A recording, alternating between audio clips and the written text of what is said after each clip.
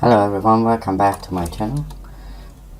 So far we have talked about pivot tables, freezing panes, and other things.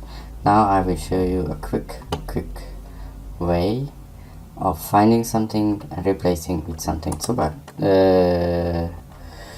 For example, this w.com, what is that? I don't know, but in the other database it is called wing.com that I need to compare it with. Then how do I replace it? Well, I will highlight the range that where I want to replace, and then I will say Control F, so it's a key combination. Replace what? w.com with what?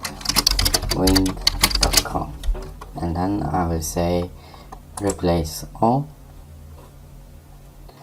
It will run for a while. It was not so quick. You can see all done. We made 24,588 replacements, and you click OK, and it replaced the value, so there is no function or anything like that. You can close it, and you can work further. I will get back to the video where I do the comparison. Thank you for your attention. See you soon. Bye.